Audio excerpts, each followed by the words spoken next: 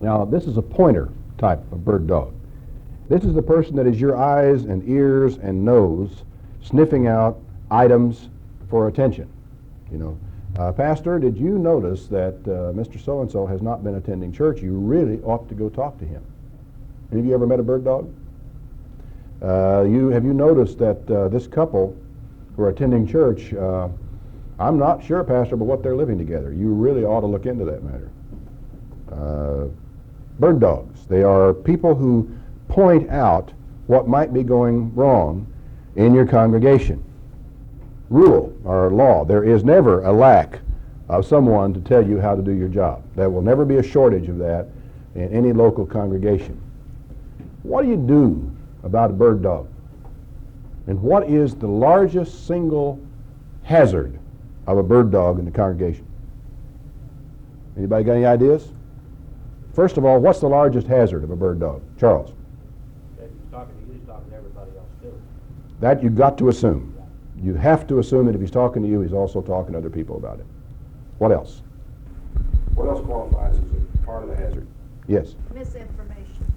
Yes, that's a very important part of it. May not be the most important, though, because misinformation you can sort out. I'll tell you where the real problem comes. Suppose that you have been counseling with a family in the church where the man and his wife or their marriage is in the process of coming apart. And the man or the woman, during the process of this situation, leading up to it, had a brief affair with a third party, but she's sorry for it, and she and her husband are trying to work it out. All right, this bird dog who is sniffing around all the places and has been reinforced because she has been right 2 or 3 times. I don't know why it's a JC, it could be he as well. Because he or she have been right and point out these things, will find out about this, will come to you and will say, Pastor, don't you know that Mrs. So-and-so had an affair with Mr. So-and-so, and why didn't you do anything about it? All of a sudden, the thing is out of your hands. You know, and it hasn't happened to us in our way we are right now. It wouldn't happen in quite that way because our churches are all so small, and the way these pastors have had it happen to them is here he is working, you know, trying to and getting close to solving the problem. The next thing he knows, somebody stands up in a church business meeting and asks him about it, point blank, right out in front of everybody, and somebody wants to discipline this couple or this person or whoever did this. And the human wreckage that can result from that and the damage that can be done is absolutely incalculable. Absolutely incalculable. So the real risk involved with the bird dog is that the bird dog will blunder into and sniff out things that are none of their business, none of anybody else's business, of situations that are already in hand and already being quietly and privately dealt with, and they will tend all of a sudden to make it a major issue and imply by it that you are not doing your job. So you can see there's a problem there, can't you? What do you do about it? Yeah. I would tell the bird dog to let he among you who is without sin cast the first stone. Okay, that's one thing you could sure do about it. What else?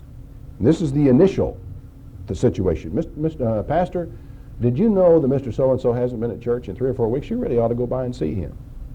What do you do? If I'm aware of it, I would tell him I'm aware of the situation, and if I've counseled with him, I've counseled. If I haven't, I haven't. And I've had that happen, you know. Do you know somebody's not in church? Yes, I know that they haven't been here. So that they understand that I'm on top of the situation. What else? What else would you do? Anybody have a suggestion? Paul?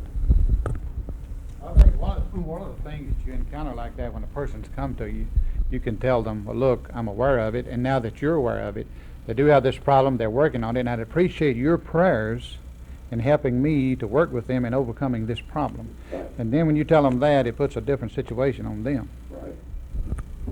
Bob? Certainly ask them to not go around talking to the other people in the congregation, because this is a very serious matter, and if they have any concern for those people that they're bird dogging, then they should keep it to themselves and let the minister handle it. You certainly should do that, but it probably won't work.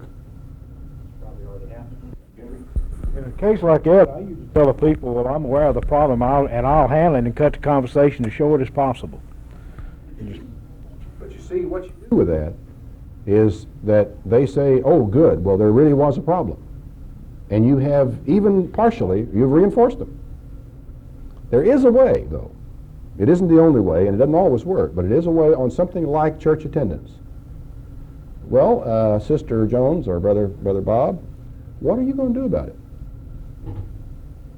Because you see, the assumption that you are the only one in the church that can do anything about problems like church attendance or sick people or you name it is a fallacious problem. You know, Sister so-and-so is really discouraged. You know, I really think you ought to visit her. You know, well, are you going to visit her? When are you going to visit her? In other words, what one preacher said when he talked about this, he said, what I need, he said, as a pastor, is not more bird dogs, but more shooters. I don't need more people pointing out problems in the congregation for me to go deal with. I need more people who are willing to make an effort themselves to go do something about it. Now, I'm not talking about involving themselves in marriage disputes. You know, I'm not talking about getting involved in the serious matter. What I'm talking about is heading off the bird dogs in the early stages of everything, where you're dealing with small things, and you do it by putting them to work. By saying, fine, I really appreciate it. I would have really appreciated it if you would go see him and talk to him and see what you think might be done about getting him back to church. Because this is one of the things I think that you have. A lot of people, I don't know what it is exactly about it, but they see their job as telling you how to do your job. And the way you cure them of it is putting them to work, making them realize that they have a responsibility. And I think if you keep people a little more active in the things where they can be effective, they are less likely to involve themselves in other areas. And I think also at the same time, we need to teach and preach compassion so that people do not so quickly sit in judgment of their brethren and start looking for excuses to discipline them. So number one, the bird dog, and you've got to watch out for the bird dog. Not that they are bad people. They are not bad people. They have in their heart and minds the same goal you do, and that is what is best for the church. It's just that they are going about it in a non-productive and potentially destructive way. And they need to be put to work. They need to be reminded to mind their own business in the kindest possible way that you can. And you need to also at the same time, though, be aware that if the person persists in this kind of behavior, that they are a walking time bomb. And that sooner or later, something's going to drop in your lap at the worst possible time. It will always happen at the worst possible time, in the worst possible circumstances. And being aware of it may give you a head start on it and at least keep you from exploding when it does take place yourself. Number two in his list is the wet blanket. This is a person who believes nothing ventured, nothing lost. You know, if you just don't take any chances in life, you really can't use any.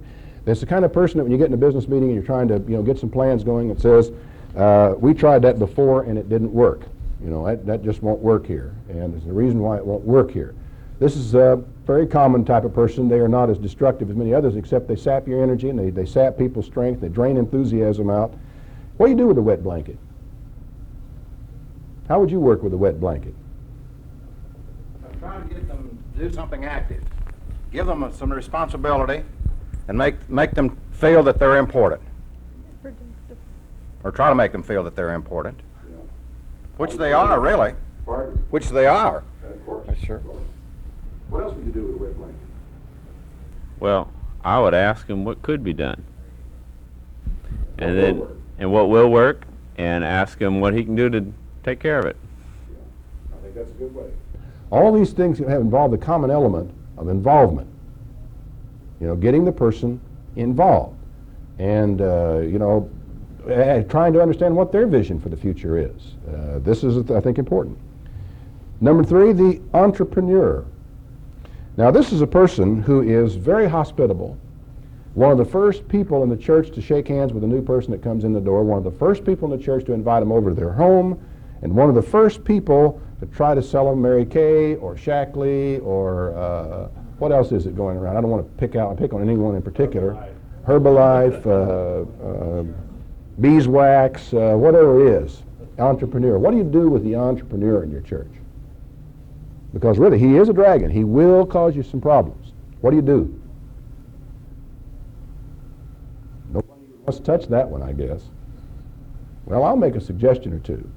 The one thing you try to get all your people together on and agree on is that we are not here to make merchandise of one another. We are not, one of the things that we do not do as a matter of church policy is we do not sell to one another as a part of our business prospect. Incidental sales or incidental things between church members is fine, but we do not aggressively market in the church anything as a policy.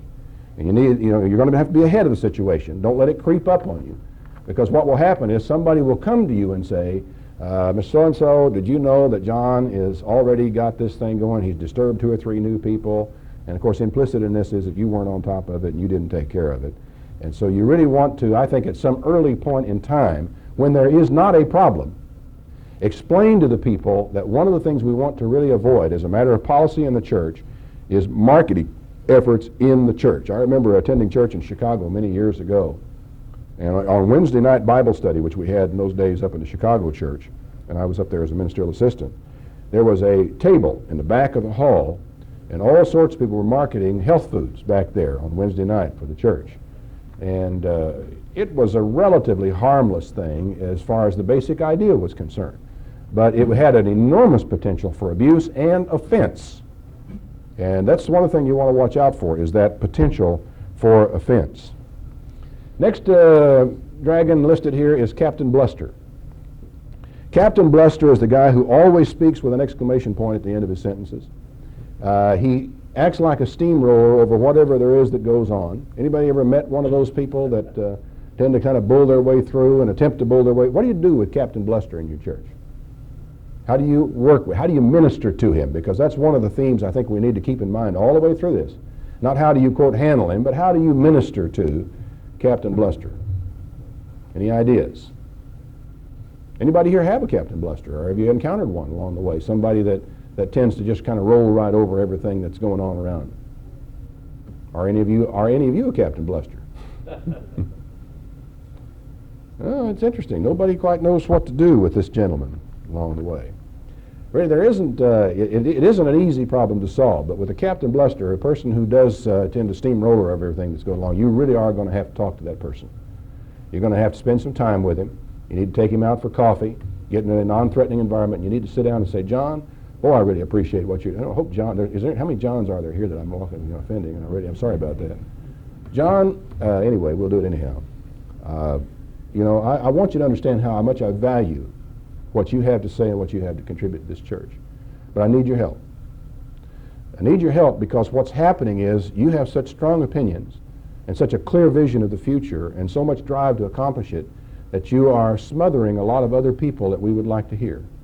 Sometimes just making Captain Bluster aware of what he is doing is enough, because really all he wants is what's best for the church. But he has a clear idea, see, of where he's going. And he thinks that all it takes is enthusiasm to get there. And he is determined to just plow right on through and leave everybody swirling in his wake as we make our way on toward the kingdom of God and our greater vision. But it doesn't work that way. And a lot of times you can step on people or hurt people as you go along. The next one is the fickle financier. Now these are the people who have financial clout and try to influence programs in the church with that financial clout. I remember one man not long ago wrote me a very critical letter of what we were doing in Tyler. I mean, it was one of these, designed to take the paint off your mailbox. And he enclosed with the letter a copy of his annual receipt, but made no comment about the presence of the annual receipt in his letter. Now, why do you suppose that receipt was in there? It was a pretty healthy contribution. It was not bad. Why do you suppose that receipt was in there? Well, I wrote the fellow back, and I basically answered his objections. I said, I understand what you're saying, da-da-da-da.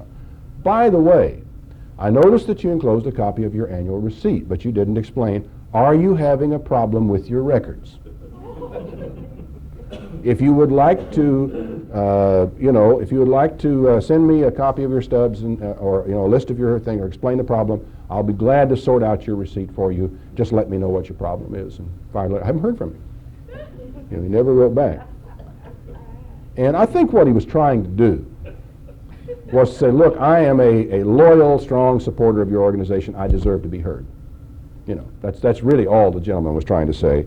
And I tried to be a little tongue-in-cheek in my reply to him. I didn't want to just hit him across the nose with it, but I thought I would at least nudge him a little bit in the ribs in the process. I think we have to somehow, along the way, let people know that the church is not for sale. And I don't know how you do that in your local congregation. Probably in your area it is not a major problem yet. But we all know that there are people who would not send a dime to Tyler on a bet, but who will contribute locally. And we know there are people who don't contribute locally and send all their money into Tyler. And everybody tries to make a statement, you know, I guess, about how they feel about things by where they send their money. And it is largely ineffective because if somebody says, well, I'm not going to send any money to Tyler, I'm going to give all my money locally, then you got some other people who look and say, well, we don't need any money locally, we got plenty of money in the fund, I'll send the money to Tyler. And the end result is everybody winds up with a certain amount of dollars and it just, you know, gets shuffled around. Do you ever have any problem with people, though, who try to use their financial clout in the congregation, or let's say totally, to use it to influence programs? Does that ever happen? Nobody seems to have experienced that particular problem here.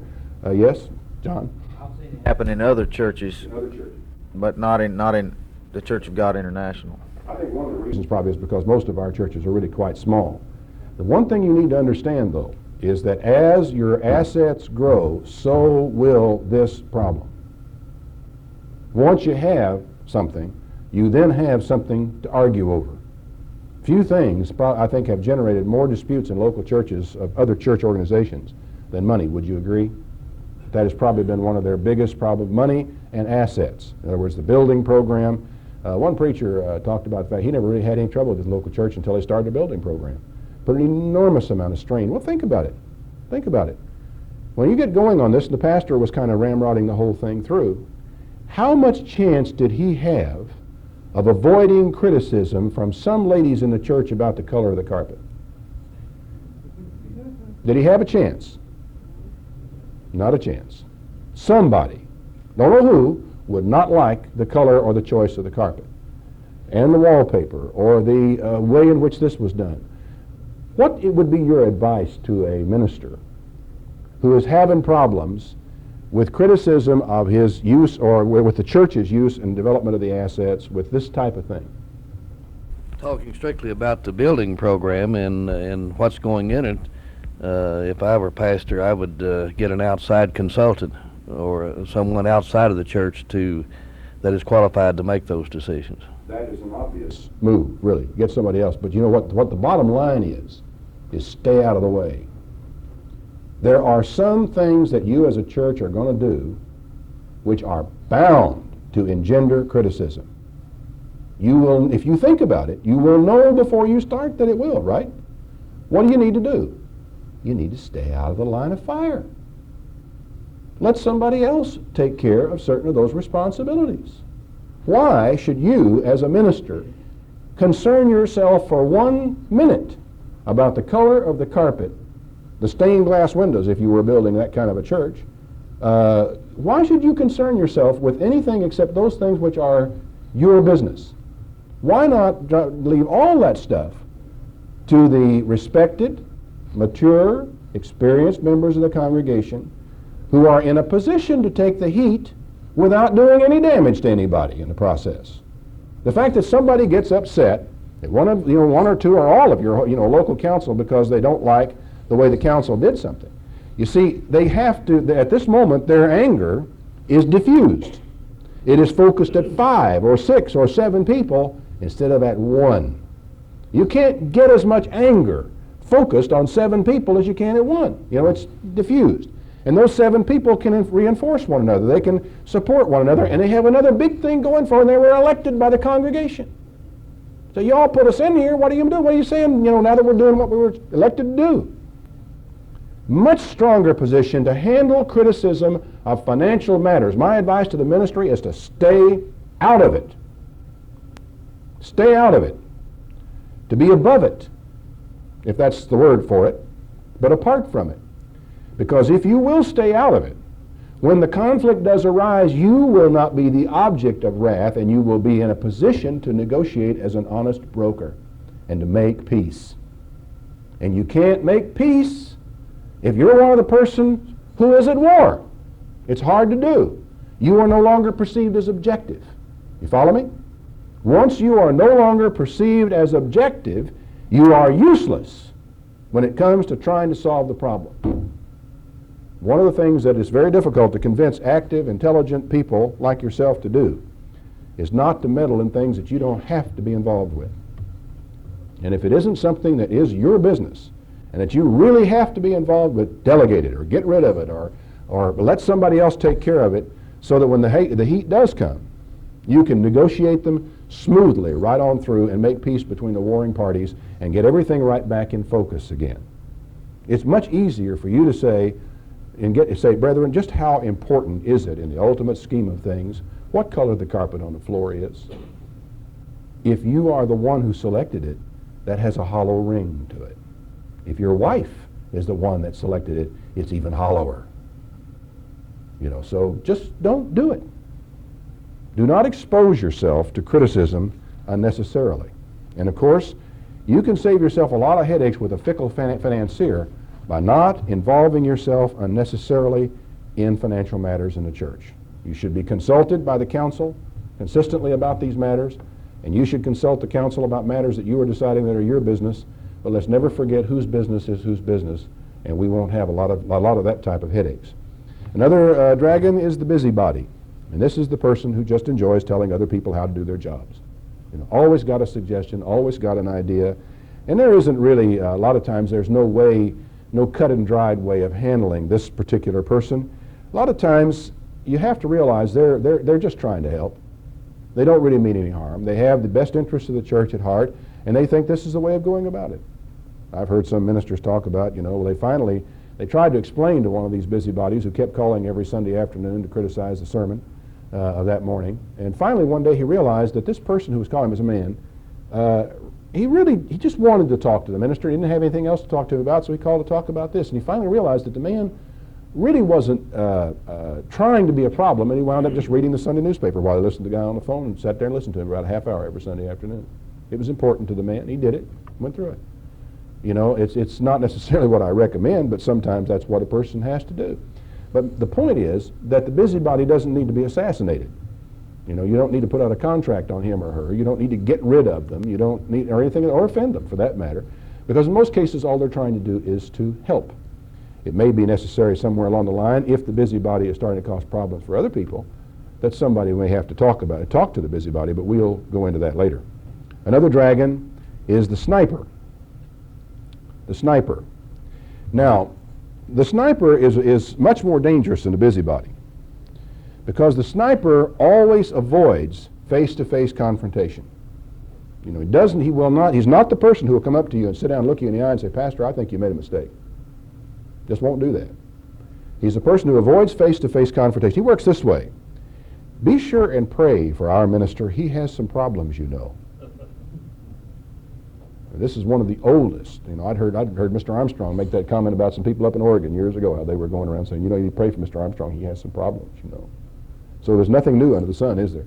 Here's a Baptist minister writing in this book. I don't know if Shelley's Baptist or what he is, because the illustrations are from all sorts of churches, who cites exactly the same phrase. Be sure and pray for our minister. He has some problems, The sniper. How do you deal with a sniper? Hard to deal with him, because most of the time you don't know he's there until way downstream. What do you do with a sniper? Anybody have any suggestions? Nobody ever had any acquaintance with a sniper.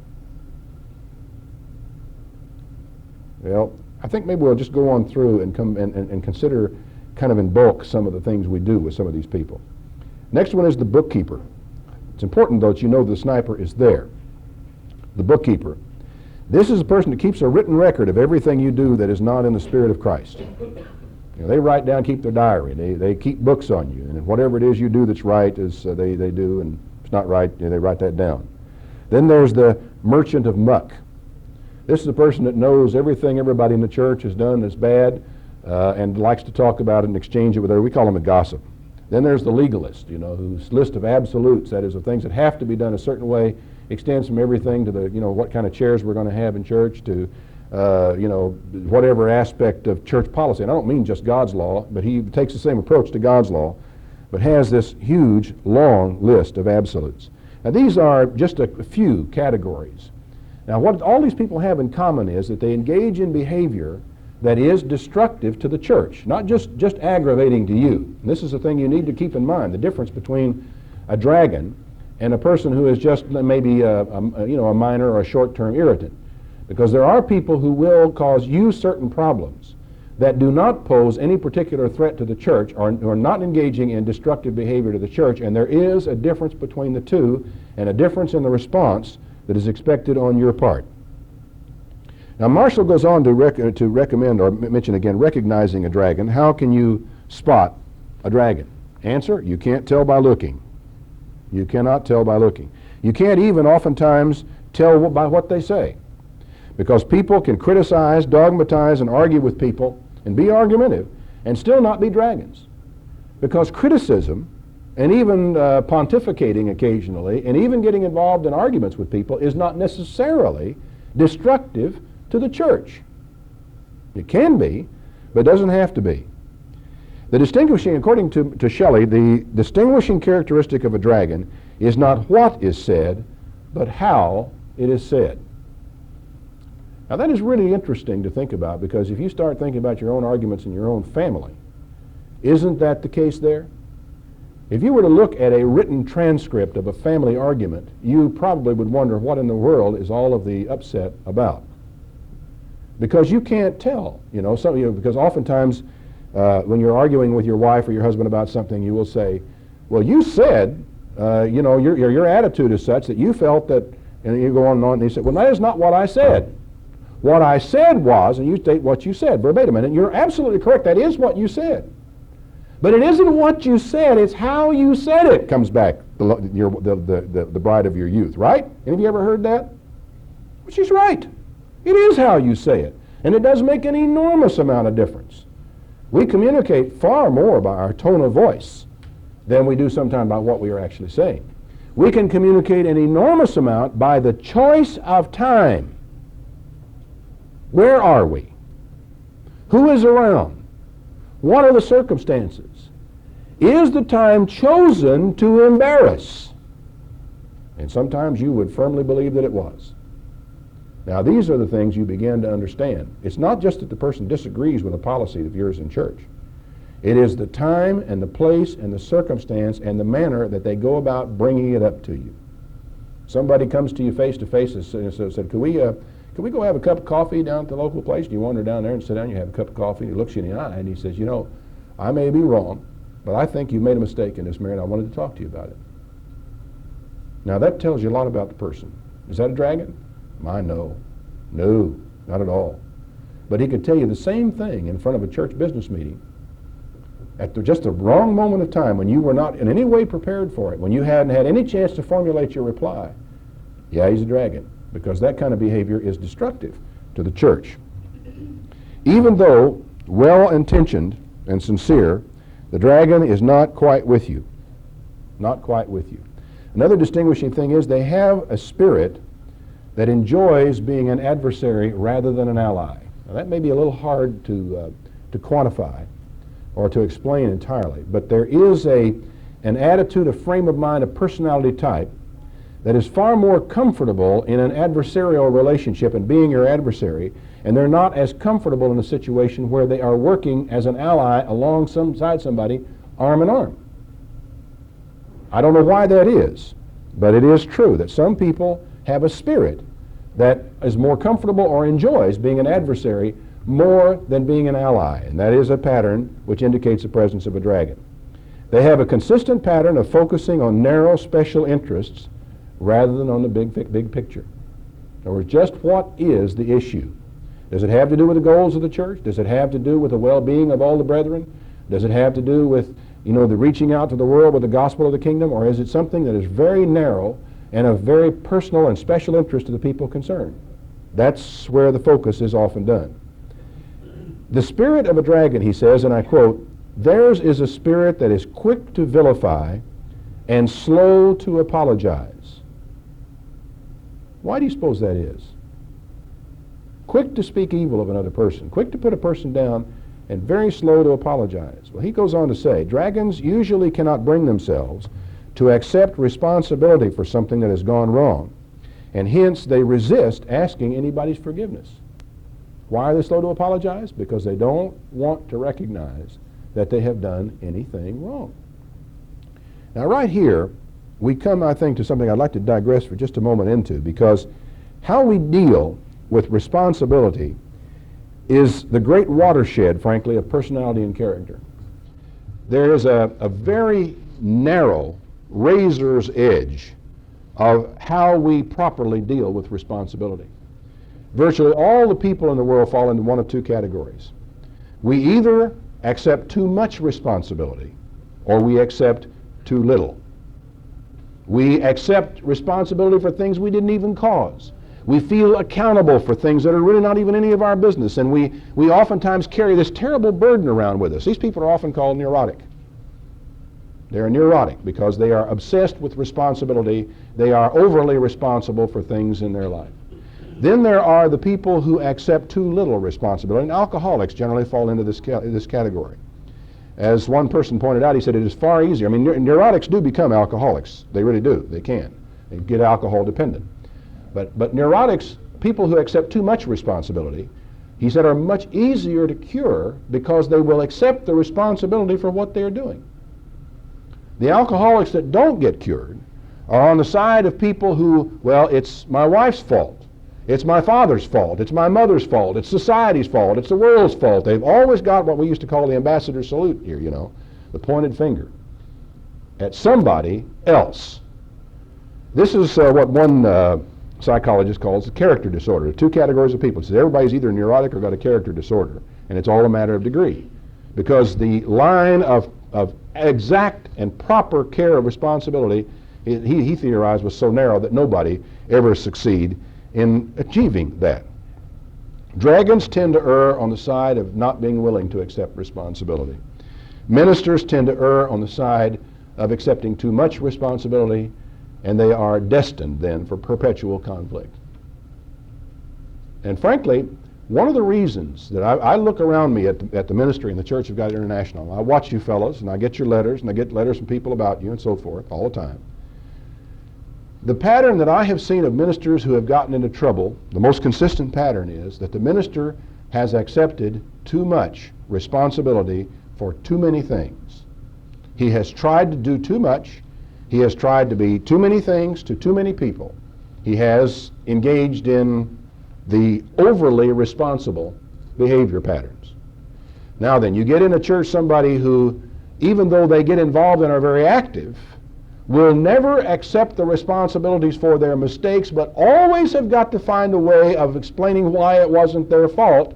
They got to find somebody, and who should they look to but that person most likely to accept the responsibility for what went wrong? Who would you blame? You blame that minister because he's bound to accept the responsibility. He probably will apologize for it when he didn't even do it. It's happened. Happens all the time. Because you fellows are able to sit there and you reflect upon it and you say, yeah, I really could have done better, and I really wish I had done better. And you look back and, you know, if you'd had all that foresight, you wouldn't have done it in the first place, but you made the best decision you knew how to do at the time, and maybe your decision did contribute to the problem. And so you'll get up there and you'll apologize when you're no more to blame for it than anybody else in the congregation, but we can blame the minister because he will accept the responsibility. You don't help dragons by allowing them to sidestep that responsibility. Another consequence of all this, another factor is that most ministers are exposed and most dragons are not. The minister is vulnerable. The dragon is not. That combination of exposure, which is in itself an acceptance of responsibility, the fact that you are willing to get up in front of people and speak, exposes you. You know, you make yourself vulnerable when you do that. All these people are sitting there looking at you, and they're ready to criticize, and they can show you all manner of things that are wrong with what you're doing if they decide that's what they want to do. So you are very, very vulnerable. And the dragon can pick his time, he can pick his place, he can pick his circumstances, or he can decide not to act, and all you can do is just blithely go your way and be completely at his mercy. kind of sobering when you think about it, isn't it? Almost scary to think in terms of being a minister and exposing yourself to that kind of criticism, but you need to know what the battlefield out there is like. You also need to know where you're going to find these adversaries, where you're going to find these people who will create this kind of problem, even while they're trying to work for the good of the church, just like you are. One of the things that Shelley brings out is that the worst dragons may be, in the beginning, the pastor's strongest supporters.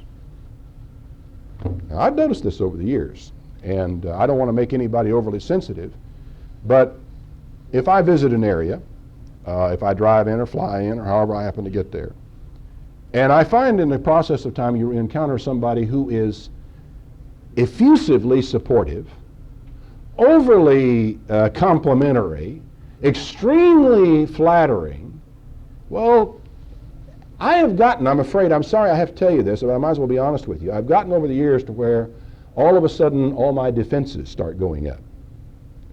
Because my experience, even as Shelley's and other ministers has been, as one guy put it, he said, actually, I always kind of halfway expect the problem to come from the man that picks me up at the airport when I fly into town on my first visit to the church.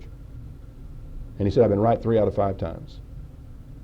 So basically, oftentimes those people who are most supportive of you at some point in time may turn out to be a big problem to you at some later time. Now that doesn't mean you get support, you get defensive about the people who are supportive of you. What it does mean is you don't take them for granted. That's what it means. You do not take anybody for granted. That's logical, easy to take. Just don't assume that because somebody assures you of his undying and permanent support and loyalty, that he will be able to carry through with that regardless of whatever takes place. Dragons often work over hard at befriending you. You know, now it's not bad for somebody to try to befriend you, but when somebody is trying too hard to befriend you, don't take them for granted. You know, accept their friendship, be a good friend to them, but don't assume anything from that, because oftentimes those are the areas from which the greatest difficulty will later on come. He then brings out a point which we've already discussed at least briefly. Dragons usually compare you to their former pastor. They will start making those comparisons and make them fairly early. And if you happen to be in a situation where you are replacing another minister or you're coming into a congregation that's been in existence for some time without one, this is something you're going to have to watch out for. He says dragons have invariably had previous church experience. Dragons are virtually non-existent among those for whom you are their first pastor. What does that say to you? Does it say anything to you? What do you think about that, Vernon? I don't know, unless it's they're backing up on the prior experiences or the way that a mistreatment or whatever from another organization or another time, because Mistreatment, of course, our experience is a major factor. Right. Anyone else have any ideas on that? Yes. Been around long enough where they can evaluate a situation and come up with their own idea about it and do a spin-off from that. Whereas a new person coming in, they haven't been there long enough to even know what's going on. So it's the longer a person's been there, they're more apt to be more outspoken and try to correct situations and give advice and get involved. Chris? I think when a new person comes to the church, they're seeing God much more than they are seeing the individual. And they are more likely to see the fact that, well, I didn't know about the Sabbath, I didn't know about clean and unclean meats, this minister does, this is the Word of God. Their focus is more on God. Someone who has experience, particularly in our case, say somebody from the parent organization, they'll come in and this is all old hat for them, and what they start to do is compare people with one another, which isn't wise, and they start being a little bit judgmental, and they're probably unhappy with themselves to boot, and that's the source of it. Charles? Most new people are just like little children. They want to be taught. Yeah.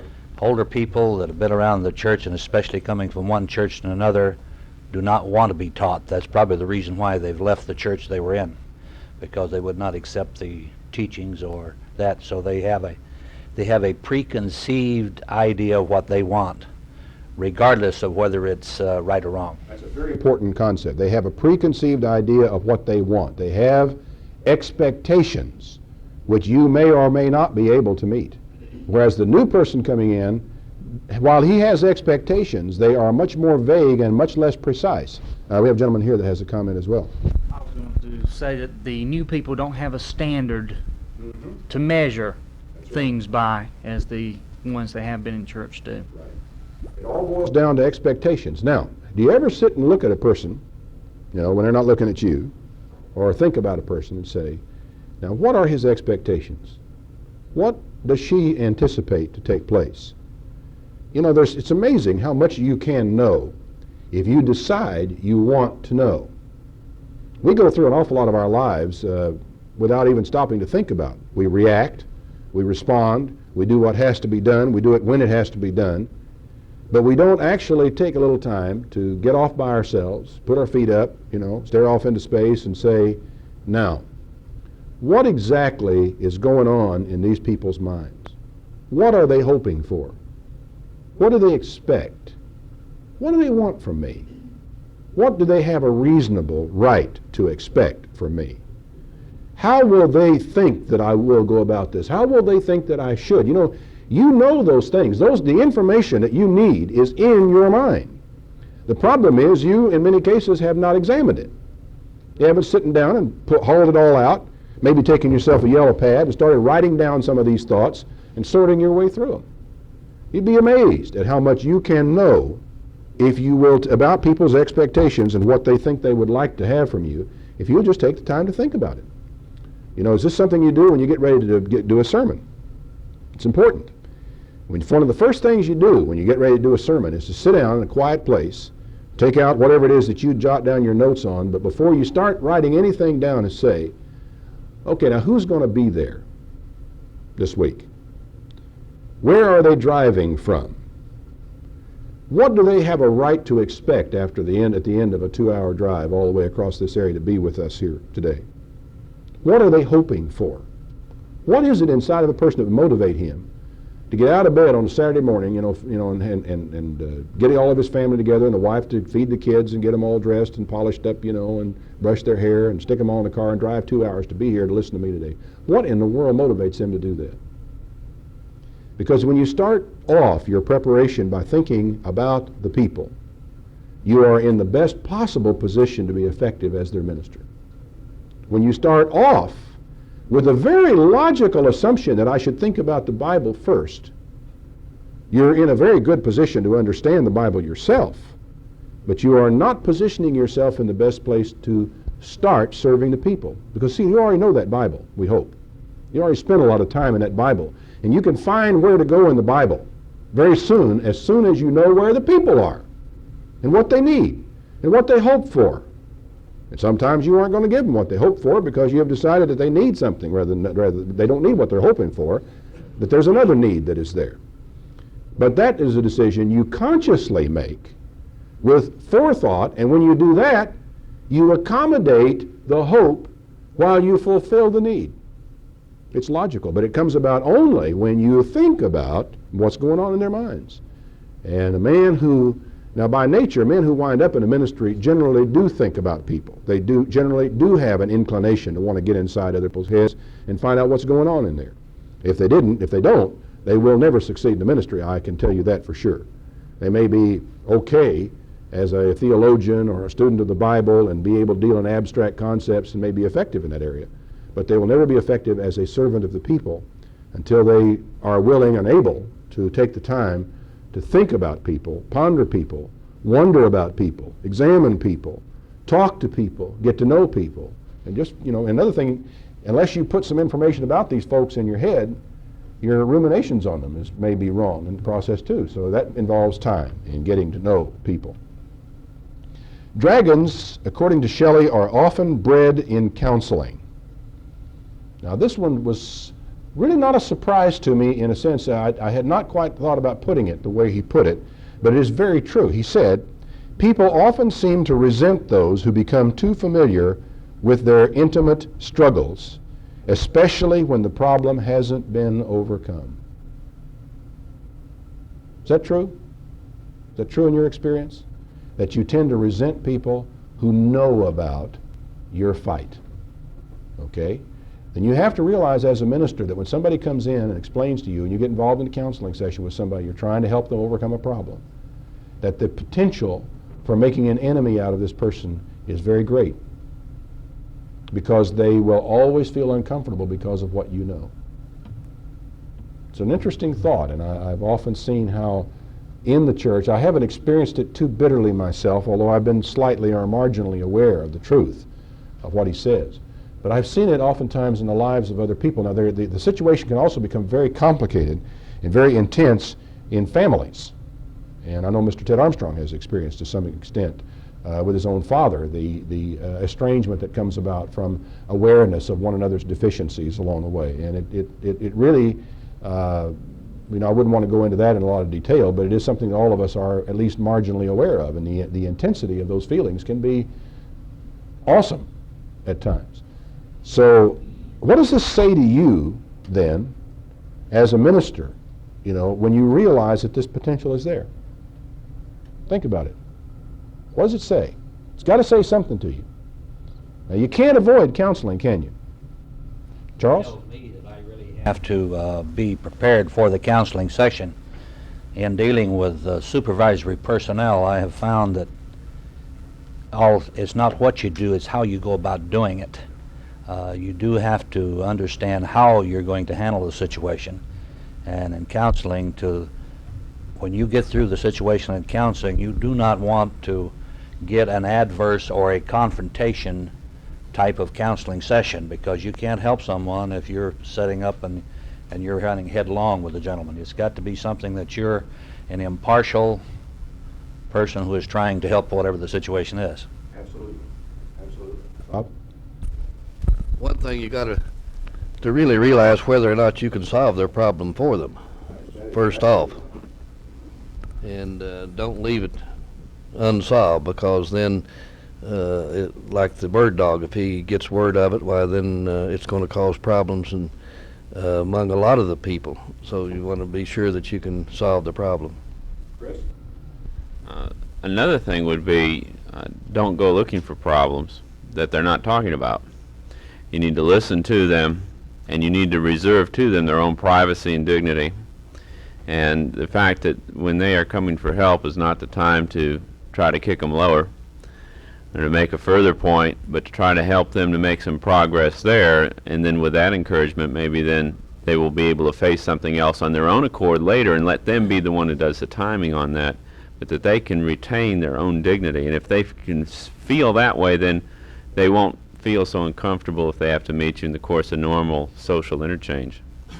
Have any of you ever experienced a counseling situation where you were on the receiving end of it, and where you felt that the person counseling with you was a little too nosy?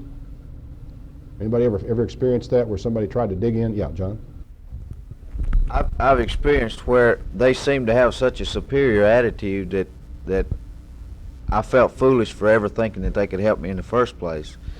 Okay. Fair enough. What Chris said really is critically important.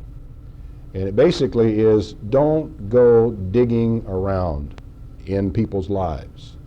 I have known ministers who have, when a person came to them with a problem, and they began to try to explain the nature of the problem, the person would engage in a great deal of circumlocution. In other words, he would talk around the problem without getting right down to it, and where the minister felt then that he had to bore in, to use the expression one minister liked to use, to bore in on the problem, to get right down to the roots of the problem, and he would begin to ask very embarrassingly specific questions about a person's very private life, and go dig, dig, dig, dig. The point is, you may find out something you don't really want to know.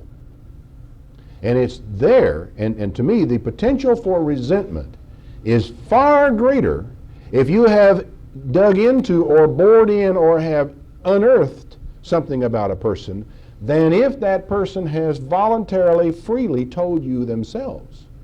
The potential for resentment, far greater.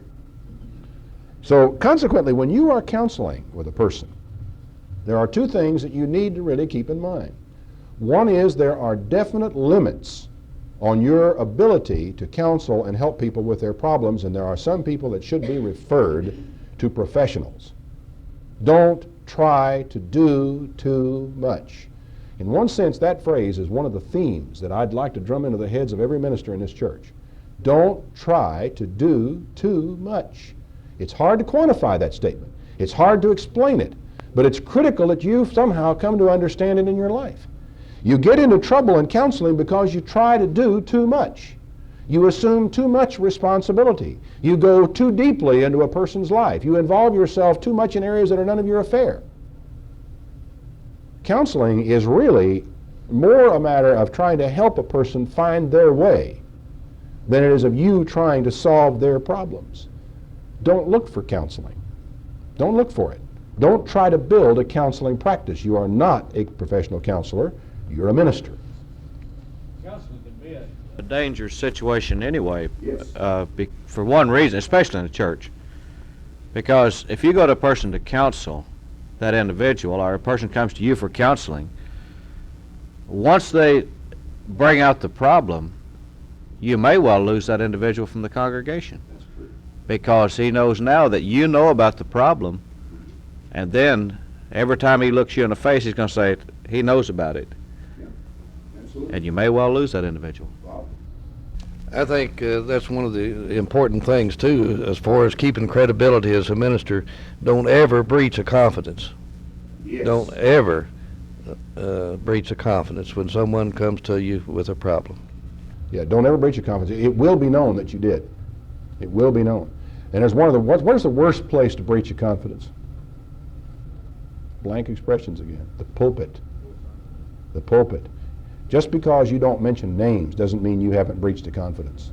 If only one person out there knows, and that's the person that gave you the confidence, you have breached it. As far as they are concerned, you have torn it, and the resentment will be there, and it'll stay there. Yes, John? Well, I guess because of my youthful demeanor, young people are always, not always, but frequently confiding in me or asking me for advice. And a lot of the things they want to talk about, I don't want to know about. Yep. Because then, you know, because I'm between them and their parents, and I think they really should be talking to their parents. And so a lot of times I just tell people, look, if this is in any way going to embarrass you or anything, just don't tell me, because I don't want to know. Somebody else could help you better, or maybe you better help yourself. And I don't want to know private details about people's lives because I don't want to be responsible for them. I think I know what I think it's very wise to be that way. And I think also you need to let people know, look, I am a minister. You know, I'm not something else. I'm not a marriage counselor. I'm not a drug rehabilitation person. I'm a minister.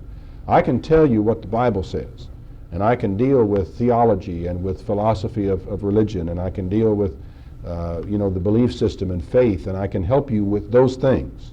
But I can't help you with the psychological and physiological side of your problem. You are going to have to seek professional help for this if you're going to get it.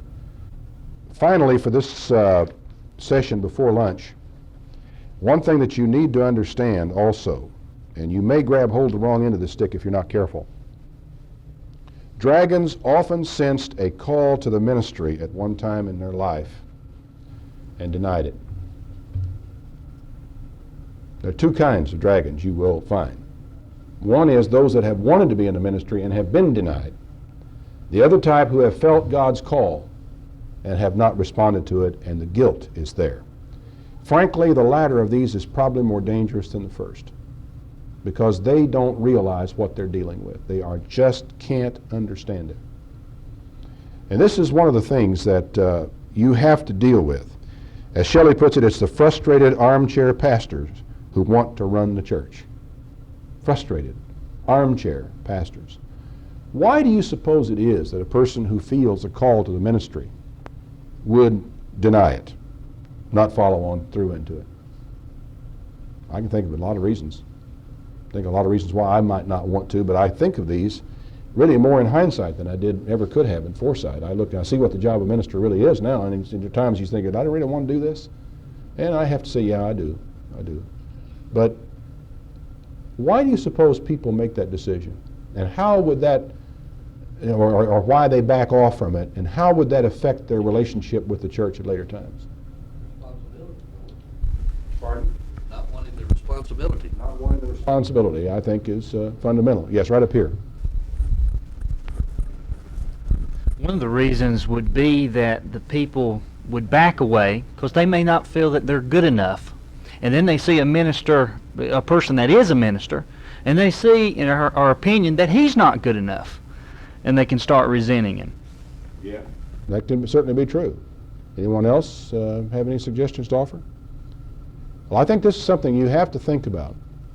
And that is that there is in people who are going to become whose behaviors are destructive to a local church, that there is some disorder in their attitude toward their own ministry that is involved.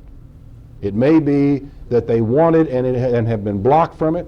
It may be that they should have been in the ministry and denied it themselves. And if you can somehow help them to deal with that, you may find a solution to the problem. You may find the solution to the problem. And so that brings you to another thing, that is that there is a time, and it's really just about the time you first realize that a person has any potential for creating a problem of this nature. You need to spend some time with that person. And you need to talk to them. And one of the things that you need to try to wait for the opportunity, because the time has got to be right and you've got to do it with love and with consideration, you need to ask them if they feel that they ought to be in the ministry or that they ought to have a ministry themselves. And this is just as true of women as it is of men. Because after all, the Bible did speak of deaconesses, remember? And there were some prophetesses in the early church as well. So don't ever just, don't think this is purely a male prerogative. Because and there's nothing, stupid about asking a woman, have you ever felt that God, had a ministry for you? And help them to understand their own feelings about the ministry. And try to understand yourself their feelings and sympathize with their feelings about the ministry, not your ministry. We're not going to worry about your ministry. What we're concerning ourselves now is their ministry and their failure. Because a lot of times the fact that people feel guilty about their own service of God causes them to lash out at other people. And what they're really attacking is themselves. So if you can crank that into your thinking, and at some early point with a person shows some of the signs of becoming a dragon in your church or causing a problem for other people, find out how they feel about their own ministry, and you might be surprised at how easy it is to work your way around that particular problem. Okay, well, let's take a break now for lunch next door, and we'll take up again after lunch with how dragons see themselves.